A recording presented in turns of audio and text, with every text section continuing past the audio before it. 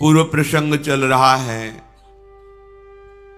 द्रोणाचार्य जी के मित्र श्री महाराज पांचाल नरेश द्रुपद जब गुरुकुल में थे तो एक साथ खेलना, खाना, पढ़ना, तो मित्रता हो गई थी। तो हाथ पे हाथ रख करके शपथ खाई थी। द्रुपद जी ने कहा था, हमारे पिता के पधारने के बाद हम राजपद पर बैठेंगे, तब आपको जो भी कभी कोई आवश्यकता हो तो अपना ही राज्य समझ कर आ जाना। मैं आपका मित्र हूं, सदैव आपका मित्र रहूंगा। जब द्रोणाचार्य जी का कृपि से विवाह हुआ, अश्वस्थामा प्रकट हुआ, तब उनको आवश्यकता हुई कि अगर हमको थोड़ा सा भी धन प्राप्त हो जाए तो जो हम ऋषियों की परंपरा में कंदमूल फल खा करके तपस्या परायण हैं, तो हमारे बालक अश्वस्थामा का अच्छे से पोषण हो जाएगा। इसके लिए भगवान परशुराम जी के पास पहले गए। सुनाओ, पृथ्वी पर राजाओं पर विजय प्राप्त करके सब तपस्वी ब्राह्मणों को दान कर देते हैं। द्रोणाचार्य जी गंधमादन पर्वत पर जाकर भगवान परशुराम जी को दंडवत प्रणाम करके कहा, भगवान, हमने सुना है आप तपस्वी ब्राह्मणों को दान करते हैं। हाँ, पर अब हमारे पास कुछ नहीं रह गया। हमने सब कश्यप ऋषि को और अन्य ब्राह्मणों को दान कर दिया है। अब मेरे प्राण हैं और धनुर्विद्या है। जो तुम कहो मैं तुम्हें दे दूं। कहो प्राण दे दूं या धनुर्विद्या। द्रोणाचार्य जी ने गुरुपद पर विराजमान करके भगवान परशुराम जी से समस्त दिव्यास्त्रों की शिक्षा ग्रहण की। वैसे ही धनुर्वेद में परम प्रवीण द्रोणाचार्य जी, पर दिव्यास्त्रों का ज्ञान भगवान परशुराम जी से हुआ। वहां से चले तो विचार किया कि हमारे मित्र द्रुपद हैं, उनसे जाकर कुछ लेकर अपने परिवार का पोषण करेंगे। द्रुपद राज्य वैभव धन के धनी, द्रोणाचार्य जी तपस्या के धनी। गए, द्वारपाल ने सूचना की कि कोई ब्रह्म ऋषियों के साथ एक महान तपस्वी आपका मित्र आया है। बुलाए गए। द्रोणाचार्य जी ने कहा, कहो मित्र द्रुपद, तुम कैसे हो? उन्होंने कहा, भिक्षुक ब्राह्मण संभाल कर बात कर।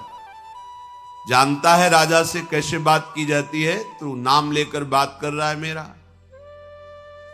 उन्होंने कहा, हम एक साथ गुरुकुल में पढ़े हैं, आपने शपथ खाई थी कि हम आपके आजीवन मित्र रहेंगे, राजा होने पर भी, और जो आप मांगेंगे मैं आपको दूंगा। तो कहीं राजा की एक भिखारी से मित्रता हो सकती है? मैं एक राजा हूं, तू एक भिक्षुक है, एक बार की भिक्षा तुझे मिल सकती है। तेरी मेरी मित्रता कैसी धूर्तता की बात कर रहा है? क्या तुझे शास्त्र ज्ञान नहीं? द्रोणाचार्य जी का अपमान कर दिया। शांत हुए द्रोणाचार्य जी और वहां से निकल गए। बहुत हृदय जल रहा था कि इन्होंने स्वयं मित्रता वर्ण की, फिर ऐसा अपमान क्यों किया? कृपि से जो ब्याह किया था वो महाराज शांतनु के द्वारा पाली पोषी हुई थी, इसलिए हस्तिनापुर में कृपाचार्य कृपि के भाई ही रह रहे थे, तो गुप्त रूप से हस्तिनापुर में आकर रहने लगे। एक दिन देखा पांचों पांडव और 100 कौरव खेल रहे हैं, तो खेल में गुल्ली डंडा में गुल्ली कुएं में चली गई और निकालने के प्रयास में असमर्थ रहे। द्रोणाचार्य जी नजदीक आए और कहा, तुम क्षत्रिय राजकुमार हो, तुमको ज्ञान होना चाहिए धनुर्विद्या का, तुम एक गुल्ली को नहीं निकाल पा रहे। अपने हाथ से एक छोटी अंगूठी निकाली, कुएं में फेंक दिया और सींक ली। मंत्र का संधान किया, प्रहार किया तो गुल्ली और अंगूठी दोनों एक साथ अपने आप ऊपर आ गए। कुमार बहुत आश्चर्यचकित हुए, चरणों में प्रणाम किया और भीष्म जी से निवेदन किया कि एक महापुरुष को हमने देखा जो ऐसी प्रक्रिया से उन्होंने अंगूठी और गुल्ली को कुएं से निकाल लिया। समझ गए कि धनुर्वेद विद्या के पारंगत विद्वान द्रोणाचार्य जी ही होंगे। भीष्म जी सादर उनसे मिले। द्रोणाचार्य जी ने कहा, बस हमें इतना चाहिए कि हमारे परिवार का पोषण हो जाए और मैं संपूर्ण धनुर्विद्या तुम्हारे इन राजकुमारों को सिखा दूंगा। भीष्म जी ने स्वीकार किया, एक महल दिया। द्रोणाचार्य जी कृपि और अश्वस्थामा के साथ हस्तिनापुर में निवास करने लगे। एक दिन समस्त राजकुमारों को बैठाल करके कहा, पुत्रों, मेरा हृदय जल रहा है। बाहर के बाणों के घाव को तो बर्दाश्त किया जा सकता है, पर वाणी के बाण से विदा हुआ हृदय पूरे जीवन कसकता रहता है। मैंने द्रुपद का कोई अपमान नहीं किया और वो ऐसा सभा में अपमान किया। मैं तुम सबको उत्तम धनुर्विद्या का ज्ञान कराऊंगा, पर क्या तुम में से कोई द्रुपद को परास्त करके हमारे चरणों में डालेगा आके? कौरवजन चुप बैठे रहे। पांडवों में अर्जुन खड़े हुए। उनका, भगवान, यदि आज ही आदेश हो तो ये कार्य मैं आज ही कर सकता हूं आपके बल से। फिर यदि मुझे आप दिव्यास्त्रों से पारंगत कर दे तो आप त्रिभुवन में किसी के लिए भी आदेश करें, मैं उसको बंदी बना के आपके चरणों में डाल दूंगा। द्रोणाचार्य जी बहुत प्रसन्न हुए, अर्जुन को हृदय से लगाया और कहा, वही शिष्य है जो अपने गुरुदेव की आज्ञा पर चले। अर्जुन, तुमने शिष्यत्व की परिपक्वता का भाव दिखाया, इसलिए मैं पहले ही तुम्हें आशीर्वाद देता हूं। विश्व में सर्वश्रेष्ठ धनुर्धर तुम ही होगे। तुम्हारे आगे कोई धनुर्धर नहीं होगा। जैसे तुम धनुर्विद्या प्राप्त करोगे वो अद्वितीय होगी। पराक्रमी द्रोणाचार्य जी ने मंगलाचरण करके पांडव और कौरवों को धनुर्विद्या सिखाने लगे। अस्त्र विद्या में समस्त कुमारों को प्रवीण करने के लिए बड़ी सावधानी से अलग अलग गदा युद्ध, तलवार चलाना, बर्छी चलाना आदि आदि। जब ये प्रचार हुआ कि द्रोणाचार्य जी पांडव और कौरवों को शिक्षा दे रहे हैं, तो वृष्णिवंशी, अंधकवंशी और भी राजकुमार सम्मिलित हुए आकर के। उसी में कर्ण भी सम्मिलित हुआ द्रोणाचार्य जी की अस्त्र शिक्षा लेने के लिए।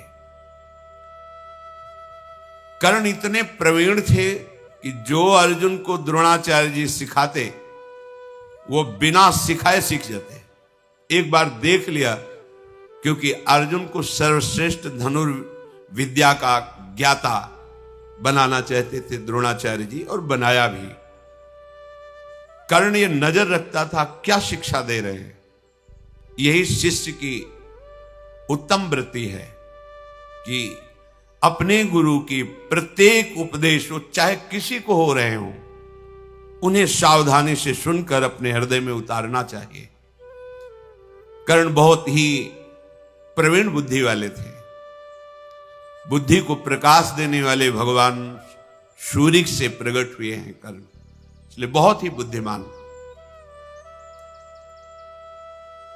अमर्ष में भरा हुआ दुर्योधन जब कर्ण को देखता कि वैसी ही प्रवीणता है, तो उसको लगता कि भीम को संभालने के लिए तो मैं हूं, और अर्जुन को संभालने के लिए एक कर्ण अगर मेरा मित्र बन जाए तो मैं पांडवों पर सहज विजय प्राप्त कर सकता हूं। पांडुनंदन अर्जुन कभी किसी से बात नहीं करते थे। गुरु की आज्ञा में रहकर हर समय धनुर्विद्या का अभ्यास। ऐसे ही वो धन्य उपासक है जो किसी से कोई अन्य वार्ता, व्यवहार वार्ता न करते हुए केवल अपनी वृत्ति प्रिया प्रीतम में लगाने का निरंतर अभ्यास करता है, वही इस माया पर विजय प्राप्त करता है। जो व्यवहारशील, प्रपंच वार्तारत, मनोरंजन परायण, वो अध्यात्म मार्ग में उन्नति प्राप्त नहीं कर पाता। अभ्यास उसी का होता है जिसका लक्ष्य दृढ़ होता है। जिसका लक्ष्य दृढ़ होता है उसे लक्ष्य की प्राप्ति के बिना कहीं कुछ अच्छा या सुखद नहीं लगता है। आचार्य द्रोण ने देखा कि सब विश्राम करते हैं, लेकिन अर्जुन अभ्यास परायण है। ऐसे ही उपासक एकांत में अपनी चित्त वृत्ति को सदैव प्रभु में लगाने का अभ्यास करता है। जैसे ये भागवतिक समय कट रहा, ठीक है, पर जब आप अपनी कुटिया में एकांत हैं, उस समय प्रमाद स्थिति नहीं, मनोरंजन नहीं, वार्ता नहीं। लेटे हैं तो मनोवृत्ति को प्रभु में लगाए, बैठे हैं तो मनोवृत्ति को प्रभु में लगाए। साधक समाज में तो ठीक से ही रहेगा, पर एकांत उसका दूषित ना होने पाए, विशेष ध्यान की बात है। आप जो अपनी कुटिया में अकेले हैं, उस समय आपको विशेष सावधान रखना है, क्योंकि एकांत में मन इंद्रियों के सहित उपासना से विलग आचरण करने के लिए वो पूरा बल लगाता है। इसलिए सावधान। एकांत में गुरु प्रदत्त अभ्यास, नाम, मंत्र, लीला चिंतन, लीला गायन, अपने हृदय को जांचना, हमारा हृदय किस विषय पर आकर्षित है, हमारे मन की गति अधिक कहां जा रही है, ये सब एकांत में साधक अपने हृदय में निरीक्षण करता है। द्रोणाचार्य जी के उपदेश को ग्रहण करके अर्जुन अनुपम प्रतिभाशाली, जो शिक्षा दी उसको अभ्यास के द्वारा सिद्ध कर ली।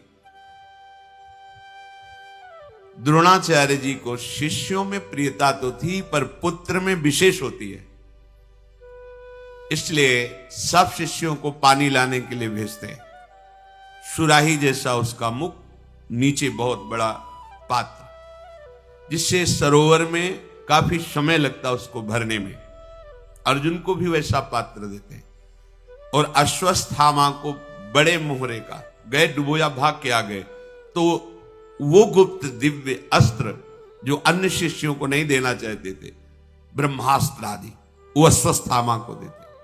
अर्जुन ताड़ गए कि गुरुदेव ऐसा कर रहे हैं, तो अश्वत्थामा दौड़कर भरने जाता, वो वरुणास्त्र से, सुराही में ही सीधे पानी वरुणास्त्र से भर के पहुंच जाते। जो अश्वत्थामा को सिखाते हैं वो सीखते हैं। अर्जुन की इस लगन को देख करके अश्वत्थामा को जो नहीं सिखाया, वो भी अर्जुन को सिखा दिया। ब्रह्मास्त्र को वापस करना अश्वत्थामा को नहीं आता था, अर्जुन को आता था। अर्थात गुरु की प्रियता का वही पात्र बन सकता है जिसको लक्ष्य की प्राप्ति में प्रबल लगन हो। कुछ भी हो जाए, लक्ष्य की प्राप्ति करनी है, ऐसा। अर्जुन वरुणास्त्र से अपने कमंडल को भरकर आचार्य पुत्र के साथ वो गुप्त रूप से दिव्यास्त्र सीखते। बड़ा अभ्यास किया अर्जुन ने, जब देखो तब अभ्यास में। द्रोणाचार्य जी ने रसोइये से कहा, अर्जुन को कभी अंधेरा ना होने पावे भोजन के समय। एक दिन ऐसी वायु चली कि दीपक बुझ गया, स्वाभाविक हाथ ऐसे जा रहा है। अर्जुन ने विचार किया कि ये क्यों बिना प्रकाश के हाथ मुख में ही जा रहा है, इसका मतलब अभ्यास। तो इसका मतलब अंधकार में बिना देखे भी लक्ष्य भेदा जा सकता है। अभ्यास शुरू कर दिया, रात्रि में लक्ष्य भेदना, बिना देखे लक्ष्य भेद देना, बड़ी सामर्थ्य अभ्यास में होती है। द्रोणाचार्य जी विश्राम कर रहे थे, साए साए आवाज सुनाई दी, उठ के गए, देखा रात्रि के घोर अंधकार में लक्ष्य भेद पर अर्जुन तत्पर है। जब सब राजकुमार सो रहे हैं, द्रोण ने कहा, अर्जुन मैं बहुत प्रसन्न हुआ तुम्हारे प्रयास से, संसार में फिर दोबारा कहता हूं कि तुम्हारे जैसा कोई धनुर्धर नहीं होगा, ऐसा मैं आशीर्वाद देता हूं। द्रोणाचार्य जी ने अश्व पर चढ़ना, गजराज पर चढ़ना, रथों पर चढ़ना, भूमि पर खड़े होकर अपने शत्रु पक्ष का विनाश करना, ये सब कलाएं सिखाई। ऐसा चल ही रहा था कि काले रंग का राजकुमार जैसा कुमारावस्था का पुरुष पधारा और कहा, मैं निषाद राज हूं, हिरण्यधनु का पुत्र एकलव्य हूं और आपको गुरु के रूप में वरण करता हूं। आप मुझे धनुर्वेद की शिक्षा दीजिए। वो ऐसा कह रहा था कि द्रोणाचार्य जी की दृष्टि कौरवों पर पड़ी तो सब क्रुद्ध होकर देख रहे थे, ये भील हमारे साथ कैसे एक साथ धनुर्विद्या ग्रहण करे। नहीं, द्रोणाचार्य जी ने कहा, हम तुम्हें धनुर्विद्या नहीं दे सकते, तुम जंगल में रहने वाले किरात हो, हम राजकुमारों के साथ तुम्हें नहीं रख सकते। देखो, गुरु कह दे शिष्य से कि हम तुम्हें शिष्य नहीं मानते, कुछ नहीं बिगड़ा। शिष्य हृदय में स्वीकार कर ले, मैं गुरु मानता हूं, सब बन जाएगा। गुरु खूब कहे तुम हमारे शिष्य हो, पर तुम बात ना मानो तो बिल्कुल कल्याण नहीं होगा। एकलव्य जी को द्रोणाचार्य जी ने मना कर दिया, मैं तुम्हें शिक्षा नहीं दे सकता, तुम्हारा शिष्यत्व अस्वीकार करता हूं। एक बार भर दृष्टि देखा, साष्टांग प्रणाम किया और कहा, आजीवन के लिए मैं आपको गुरु रूप से वरण करता हूं, आप स्वीकार करें ना करें। चला गया। बहुत एकाग्रता पूर्वक चिकनी मिट्टी से द्रोणाचार्य जी की मूर्ति बनाई उसने, और बस रोज साष्टांग प्रणाम करके 4 परिक्रमा करके और धनुष पर प्रत्यंचा चढ़ाकर द्रोणाचार्य का ध्यान करते हुए धनुष बाण का अभ्यास करने लगा। बिना सिखाए समस्त धनुर्विद्या उसके अंदर आ गई। ये देखो, ये है गुरु का वरण करना। गुरुदेव के प्रति पूर्ण भगवत बुद्धि गुरु बिल्कुल स्वीकार नहीं किए, निकाल दिया, लेकिन उनकी ऐसी बुद्धि कि सारे धनुर्वेद द्रोणाचार्य के हृदय के वहां पहुंच गए। ये महिमा होती है।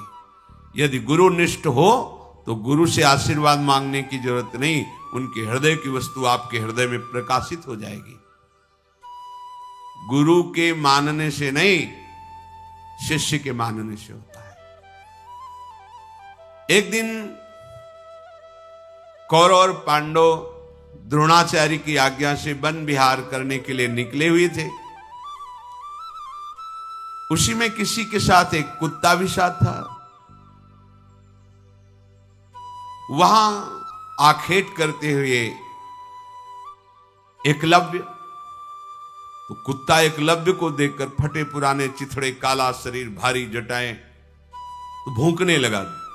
जेवी भूखा, एक साथ इतने बाण मारे कि सब अलग अलग लगे, मुंह भर गया और एक बूंद खून नहीं। अर्जुन जी पास में खड़े थे, उन्होंने कहा कि ऐसी हस्तलाघ हो, इतनी शीघ्रता और कहीं घाव नहीं। गजब का धनुर्वेद का ज्ञान, ऐसा महावीर त्रिभुवन में मैंने नहीं देखा। आगे जाकर देखा, मैल शरीर में जमा हुआ है, काला शरीर का रंग है, फटा सा एक मृग चर्म नीचे धारण किए हुए है, हाथ की फुर्ती, लक्ष्य का वेधने का ज्ञान। लज्जित हो गए अर्जुन, मेरे में भी ऐसी सामर्थ्य नहीं। इतना जल्दी वो भूखा और अलग अलग बाण, और कहीं घाव नहीं, कहीं रक्त नहीं, और पूरा भर गया मुंह बाणों से। कुत्ते को कोई हानि नहीं। नजदीक गए और कहा, तुम कौन हो, किसके पुत्र हो, और धन्य है तुम्हारे गुरुदेव को जो ऐसी धनुर्विद्या दी। कौन है तुम्हारा गुरुदेव? उन्होंने कहा, राजकुमारों, मैं हिरण्यधनु का पुत्र एकलव्य हूं, भगवान द्रोणाचार्य का मुझे शिष्य जानो, और मैंने धनुर्वेद में विशेष परिश्रम करके गुरु कृपा से पूर्णता प्राप्त कर ली है। वो तो निराश हो गए कि द्रोणाचार्य जी ने तो मुझे कहा था सर्वश्रेष्ठ धनुर्धर होने का। अर्जुन बार बार एकलव्य की सराहना करते हुए अब मन नहीं लगा, वापस आ गए सब।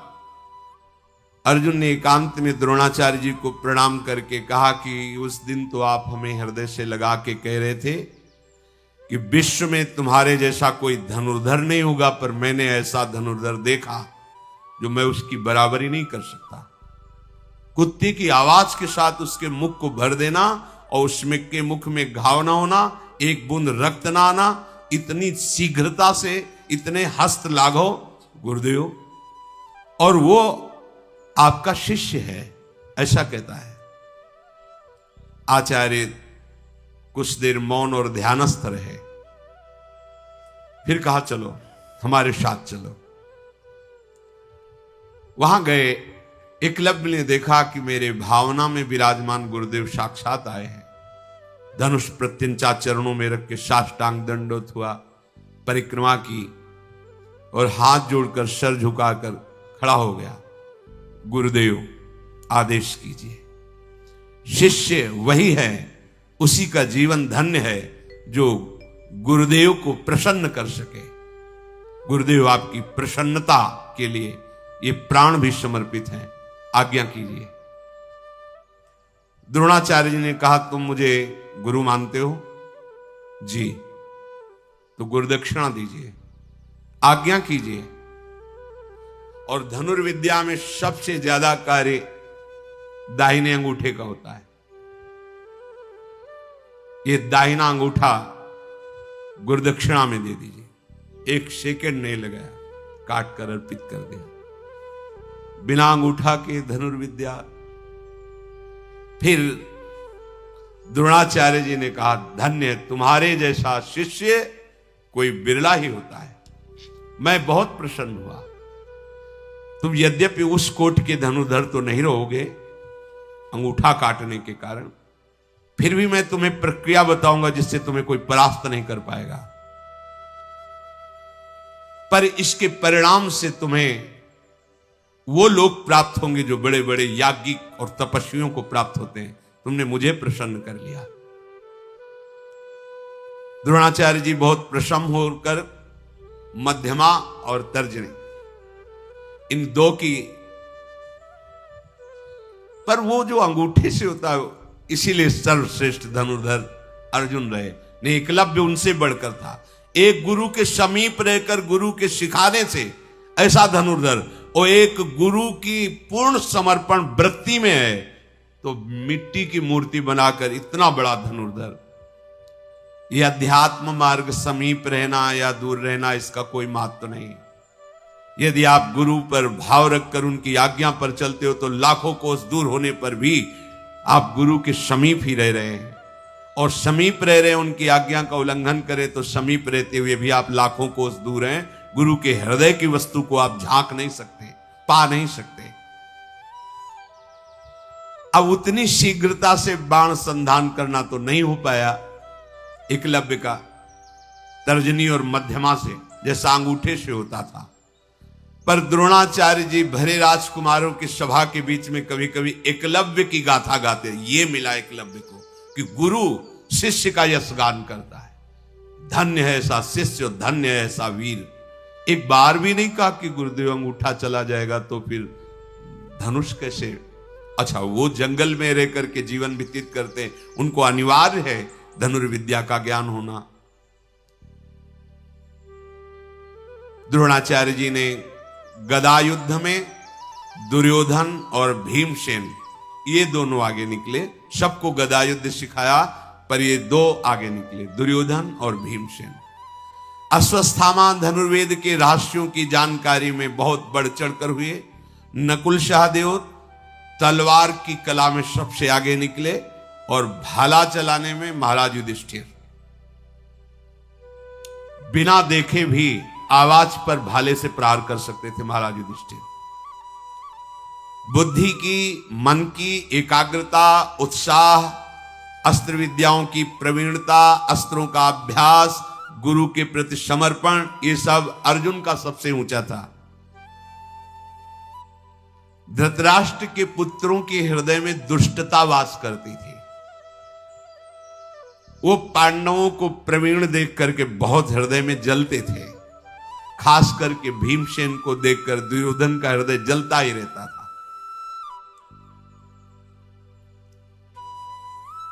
नरश्रेष्ठ द्रोण ने एक दिन सबसे कहा कि हमने जितनी हमको गुरु कृपा से विद्याएं प्राप्त थी सब सिखा दिया, आप सब लोग एकत्रित हुई और परीक्षा दीजिए। एक बहुत छोटे से गीध की रचना करवाई काष्ठ की, और एक विशाल वृक्ष की ऊंचाई पर उसे टांग दिया और सब राजकुमारों से कहा आसन में हो जाओ, वीरासन में, और इस गीध की गर्दन काट के गिरानी है। फिर ध्यान दीजिए, गीध की गर्दन काटनी है। धनुष लेकर सब वीरासन पर बैठ गए। सबसे पहले युधिष्ठिर जी, युधिष्ठिर तुम्हें क्या दिखाई दे रहा है? उनका महाराज आपके चरण, वृक्ष, गीध। बोले धनुष रख दो, चलो बाहर हो। सांप से ऐसे पूछा, प्रायः सब ऐसे। वृक्ष दिखाई दे रहा है, कोई कुछ कर्ण से पूछा, उनका गीध दिखाई दे रहा है, उसके पंजे दिखाई दे रहे हैं, पंख दिखाई दे रहा है, उसकी गर्दन दिखाई दे रही। रख दो, धनुष रखो, तुम अभी संधान की योग्यता तुम्हें प्राप्त नहीं है। अर्जुन जी से कहा तुम्हें गीध की गर्दन पर वार करके उसकी गर्दन काट के गिरानी है। मेरी आज्ञा का इंतजार करो। हां, बोलो तुम्हें क्या दिखाई दे रहा है? अर्जुन ने धनुष को खींच करके लक्ष्य पर दृष्टि रख करके कहा, गुरुदेव केवल गीध की गर्दन दिखाई दे रही। नहीं, किस रंग का है, उसके पंखे कैसे हैं, किस डाल पर है? गुरुदेव नहीं, केवल गीध की गर्दन दिखाई दे रही। प्रहार करो। काट के गिरा दिया। रोमांच हो गया द्रोणाचार्य जी के, और सब राजकुमारों से कहा केवल लक्ष्य दिखाई देना चाहिए, बस। ध्यान दीजिए, परमार्थ के पथिक का लक्ष्य है प्रियालाल। हमारे मन, बुद्धि, चित्त, अहंकार की स्थिति केवल प्रियालाल में होनी चाहिए। किसी पदाधिकारी, किसी धन संपत्तिवान, वैभववान, यशस्वी या नाना प्रकार की सुख भोग सामग्री, अनुकूलता, सम्मान, प्रतिष्ठा, कीर्ति, ये सब तो आप लक्ष्य वेधने की योग्यता में नहीं है।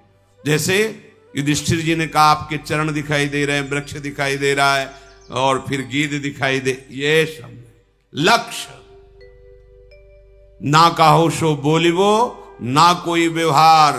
अपनी कुंवर किशोरी को बज्जियत निहार निहार, रूप छके घूमत रहे, तन को तनिक न भान, नारायण दीर्घ जल है, यह है प्रेम पहचान। ये हमारा लक्ष्य है।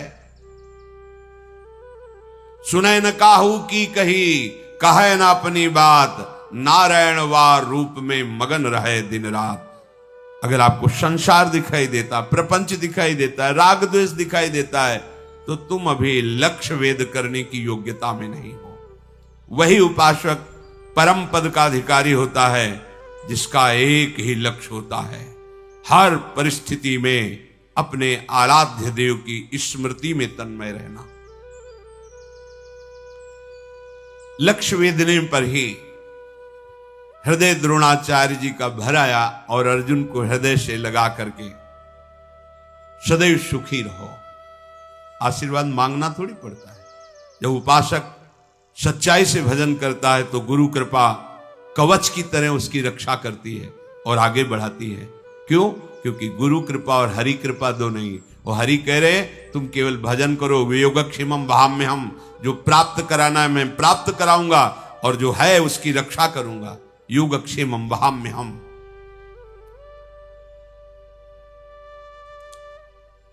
समस्त राजकुमारों के साथ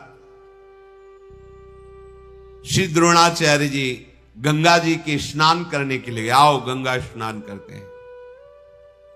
और वहां एक मगरमच्छ को प्रकट किया, द्रोणाचार्य जी की पिंडली पकड़ ली।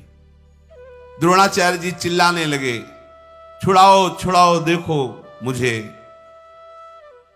ये ग्राह पकड़ लिया है मगरमच्छ। यद्यपि ये उनकी माया से बड़ी विद्याओं के ज्ञाता थे। भगवान परशुराम जी के शिष्य, भरद्वाज जी के पुत्र, आग्नेय के शिष्य, बड़ी महिमा से ये अपने शिष्यों की परीक्षा के लिए। अब जितने कौरव थे वो तो सब भागे किनारा छोड़ करके। युधिष्ठिर आदि विचार में पड़ गए। अर्जुन ने प्रत्यंचा चढ़ाई, सैकड़ों बाणों से बीन दिया जल में उस ग्राह को। द्रोणाचार्य जी बाहर निकले, फिर वो कौरव वापस आए। कहा ये क्या है? गुरु का प्राण संकट और तुम भय से भाग रहे हो, ये क्या तुम्हारी वीरता है? युधिष्ठिर राज से कहा, गुरु प्राण संकट में तुम विचार कर रहे हो। उस समय अपने प्राणों की बाजी लगाकर तत्परता पूर्वक रक्षा करनी चाहिए, जैसे अर्जुन ने की। तुम अस्त्र विद्या के ज्ञाता हो और तुम भाग रहे हो।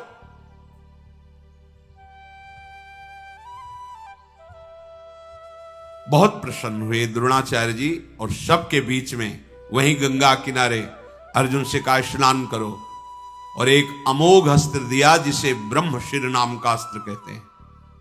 उसकी विधि, उस अस्त्र का संचालन करना, उसको वापस करना, और कहा अर्जुन कभी इसे किसी मनुष्यों पर प्रहार मत कर देना, नहीं पूरी सृष्टि को ही भस्म कर देगा। जब कोई दैवी शक्ति संपन्न या आसुरी शक्ति संपन्न कोई बहुत बड़ा बलवान त्रिभुवन विजेता हो, तब इस अस्त्र का संधान करना, अर्थात पूरी सृष्टि का विनाश करने में सामर्थ्य, और इस अस्त्र को कोई मिटा दे ऐसा कोई अस्त्र नहीं है। अर्जुन ने तथास्तु कहकर द्रोणाचार्य जी को प्रणाम करके इस महामहिम पूज्य ब्रह्मशिर नामक अस्त्र को धारण किया।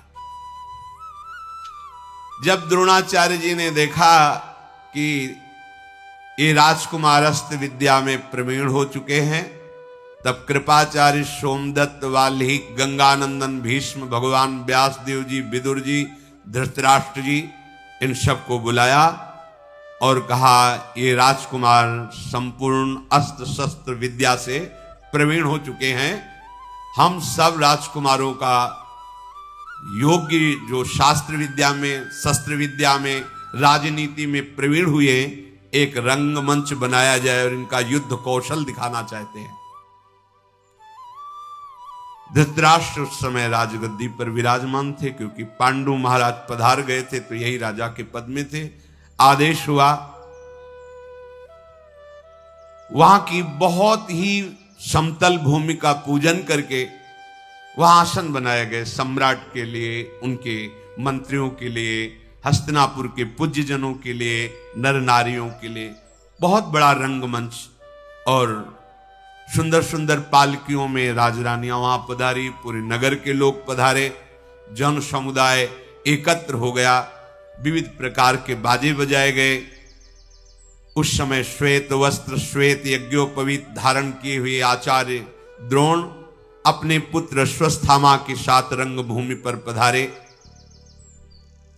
बलवानों में श्रेष्ठ द्रोणाचार्य जी की सबने पूजा की। उच्च स्थान पर आचार्य बैठे, समीप में कृपाचार्य बैठे, फिर गंगानंदन भीष्म जी, फिर विदुर जी, धृतराष्ट्र जी, ऐसे बड़े बड़े सब महापुरुष बैठे।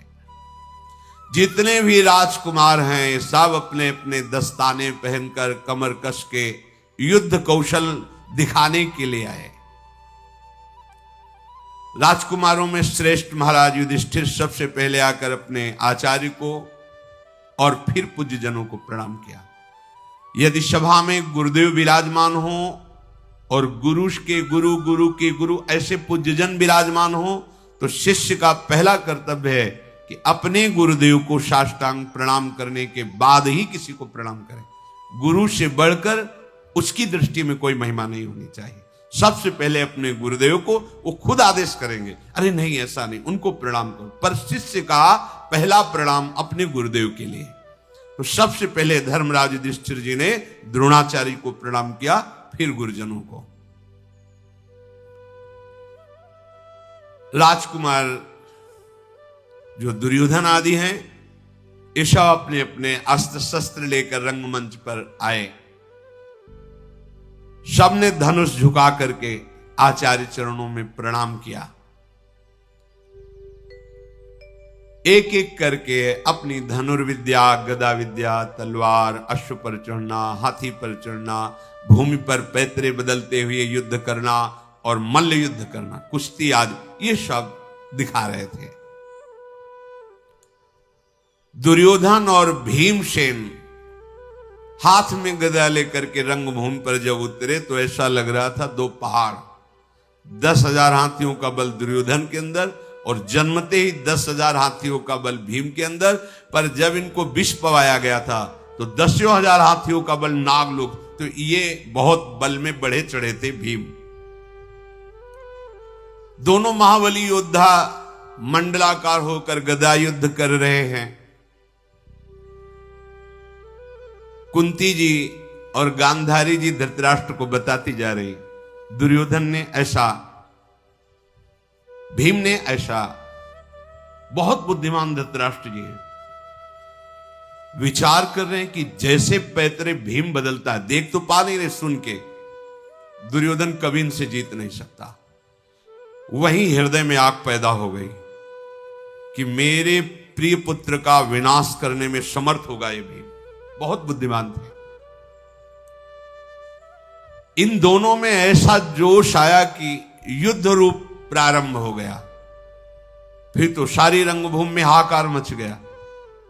तत्काल द्रोणाचार्य जी ने अश्वत्थामा से कहा, बीच में जाओ, इनको रोक दो, ये रंग कौशल दिखाना है या युद्ध करना है। अश्वत्थामा ने कहा, गुरुदेव का आदेश है, रुक जाइए। तो जहां जिसकी गदा वहीं रुक गए। आदेश में एक भी हरकत उसके आगे नहीं। आदेश तो जहां जैसे। ऋषिक मुरारी जी के गुरुदेव श्यामानंद प्रभु ने जब उनके आश्रम में राजा ने आक्रमण करके बाधा पहुंचा दी, तो ऋषिक मुरारी जी वृंदावन में रहते थे। उनके गुरुदेव ने कहा, जाओ उनसे कह दो जिस स्थिति में हो उसी स्थिति में तत्काल हमारे सामने उपस्थित हो। तो प्रसाद पा रहे थे, मुंह में कवल, हाथ जूठा, वैसे ही पहुंच गए यात्रा करके। गुरुदेव के सामने जाकर कहा कि गुरुदेव प्रणाम नहीं कर सकता क्योंकि जूठे मुंह हूं। तो जूठे क्यों हो, आचमन क्यों नहीं किया? क्योंकि गुरुदेव आपका आदेश था जैसे आप हो वैसे ही आ जाओ। तो प्रभु समय प्रसाद पा रहा था, वैसे ही आ गए। बहुत प्रसन्न, जाओ आचमन करो। पूज्य श्री ललिताचरण गोस्वामी जी की सेवा में हरिवंश दास नाम के सेवक 2 बजे उठते, मध्याह्न में के बाद विश्राम करके और जल मांगते थे। उनकी अलग पद्धति से जल निकाला जाता था कुएं से। वो कुएं से जल निकाल ही रहे थे क्योंकि 2 बज गए। हरिवंश दास, हाँ जय जय, सुनो, छोड़ दिया रस्सी बाल्टी वहीं छोड़ दी। हाँ जय जय, पानी ले आओ जी। पानी निकाल रहे थे, आपने कहा सुनो तो छोड़कर आ गए, वो तो कुएं में गए। बहुत प्रसन्न है, ठीक है।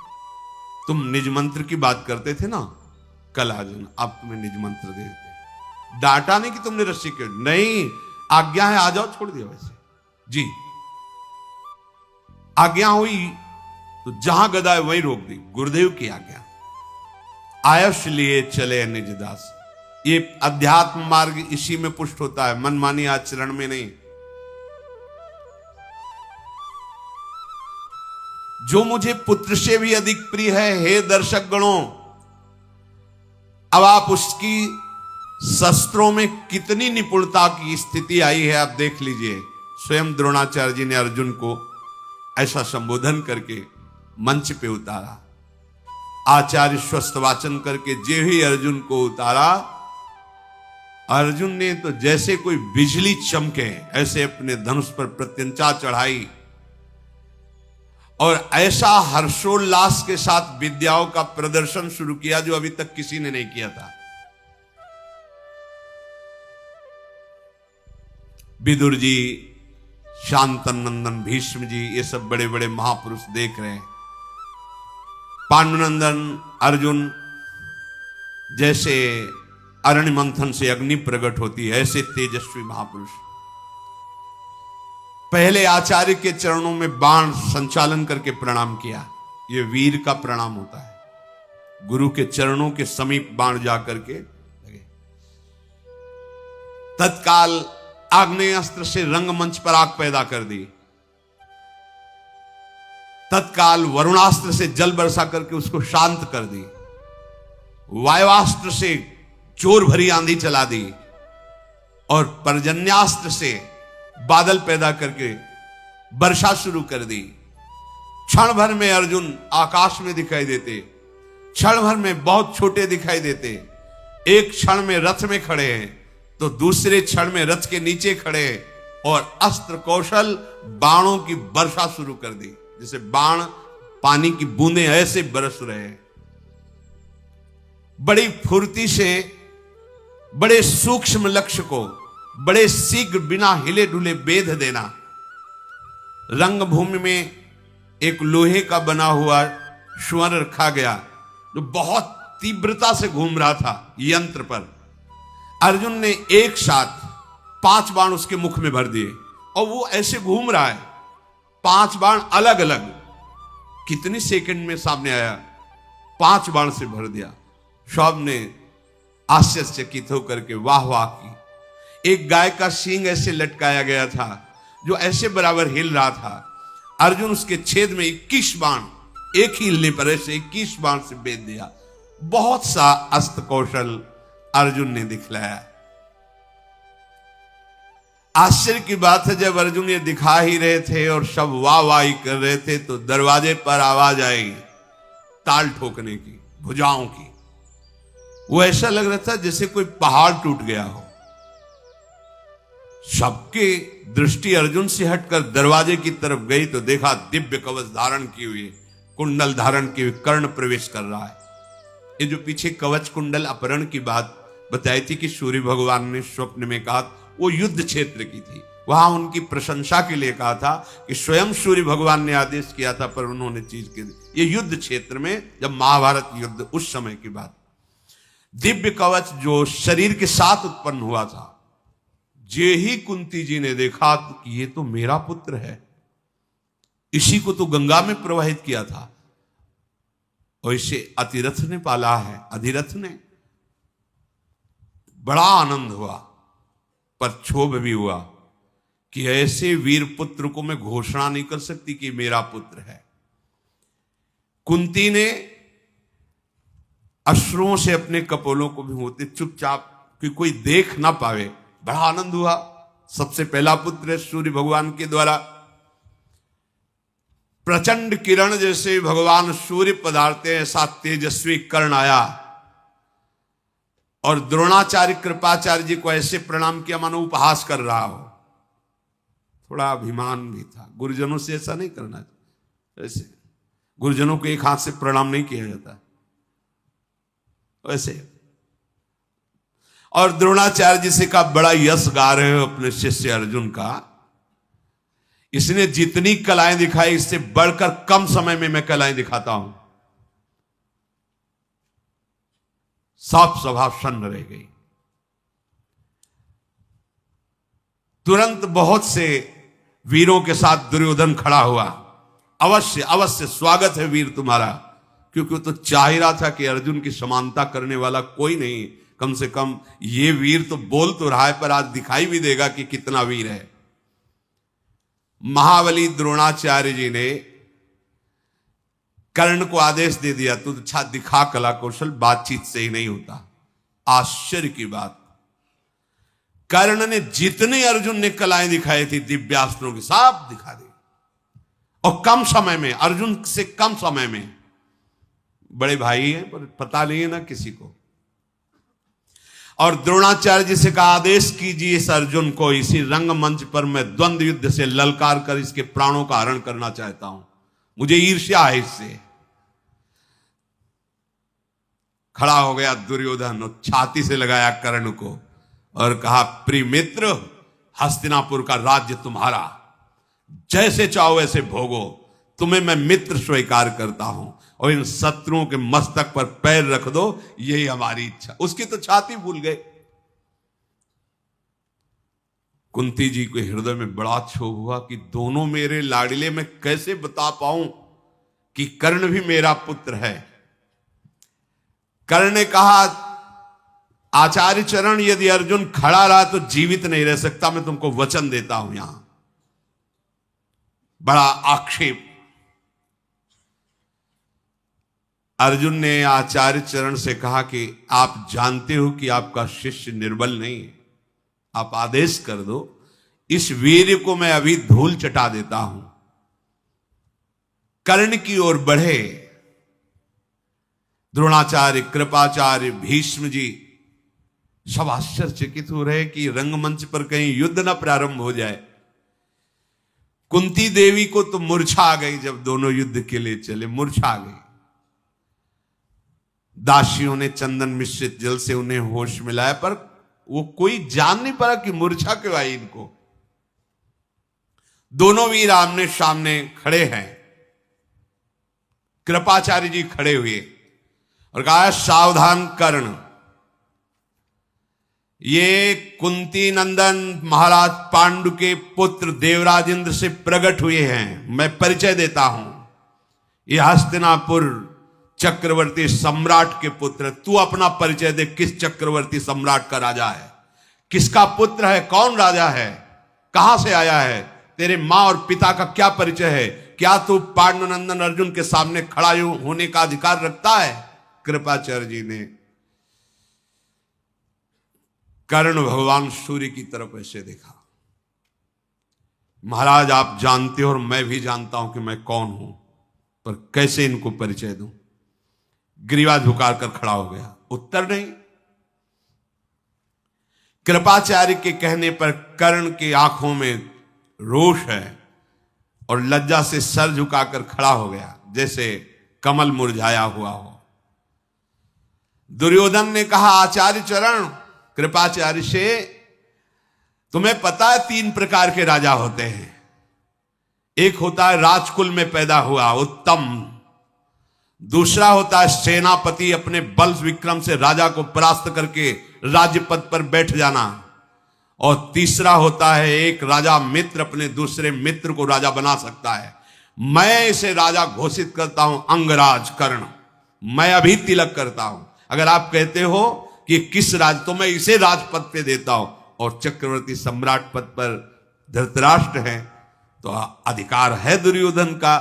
तत्काल ब्राह्मणों को बुलाया, स्वस्ति वाचन हुआ, स्वर्ण का सिंहासन रखवाया, मुकुट रखकर अंगराज के पद पर कर्ण का अभिषेक कर दिया। राजा कर्ण ने कहा दुर्योधन बिक गया मैं, अब कर्ण का जीवन तुम्हारे हाथ में है। अब मैं कभी विचार नहीं करूंगा कि तुम्हारा आदेश धर्मयुक्त है या अधर्मयुक्त। आज से बिक गया। तुमने हमारी ग्रीवा जो झुक रही थी उसे उठा दिया। अब जो आदेश करोगे, कर्ण तुम्हारे लिए प्राण न्यौछावर करने के लिए तैयार हो जाएगा।